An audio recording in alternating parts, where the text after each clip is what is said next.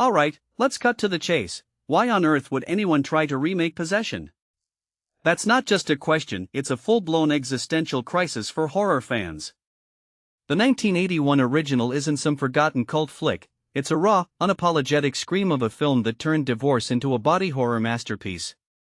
And now, Parker Finn, the guy who made Smile a household name for trauma-induced grins, is stepping into Andrei Zulawski's shoes? Yeah, bold move.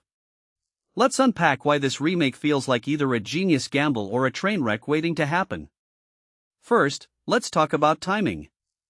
June 11, 2027, Paramount drops this thing right in the middle of summer blockbuster season. You know, the same weekend as How to Train Your Dragon 2. Because nothing says psychological devastation like competing with a family-friendly Dragon sequel. What's going on here? Is this a confidence play, or are they hiding? Personally, I think this is Hollywood's new favorite strategy: release high-art horror in the open wounds of the summer calendar, where audiences are already numb from explosions and sequels. It's like serving a Michelin star meal at a buffet: either people lean in, or they run. Now, Margaret Qualley and Callum Turner as the leads. Qualley's been on fire lately, The Substance proved she's not here to play it safe. Turner, meanwhile, is coming off The Boys in the Boat and, wait, isn't he the guy who played Theseus in Eternals? The casting screams, we want your pain to feel fresh.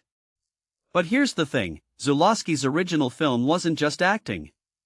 It was a divorce, a breakdown, a possession, literally and metaphorically.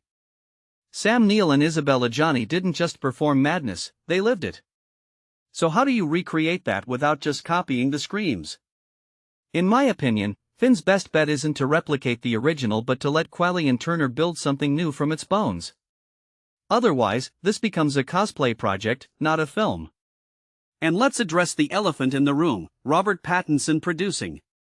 The guy's been the patron saint of art house horror since The Lighthouse. Is this his way of passing the torch to Finn? Or is Pattinson just investing in his own nightmares? Either way, this isn't some random studio cash grab, it's a baton pass from one generation of weirdness to the next.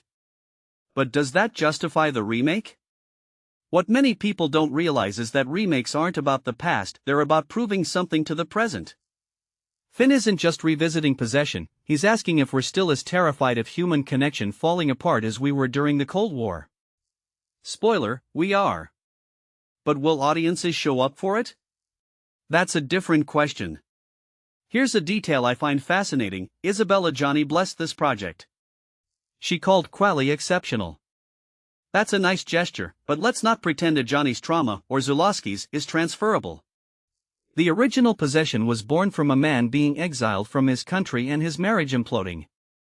You can't just recreate that rage in a studio. So what happens when you strip the madness from its roots? Do you get something profound, or just a hollow imitation?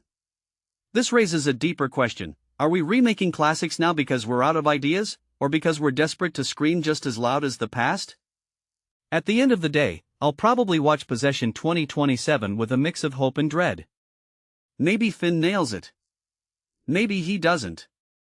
But if this remake sparks a new wave of filmmakers digging into emotional gut-wrenchers instead of just jump scares, then sure, let the experiment happen. What do you think? Can a remake ever truly possess the soul of the original? Or should some movies just haunt us forever without a sequel?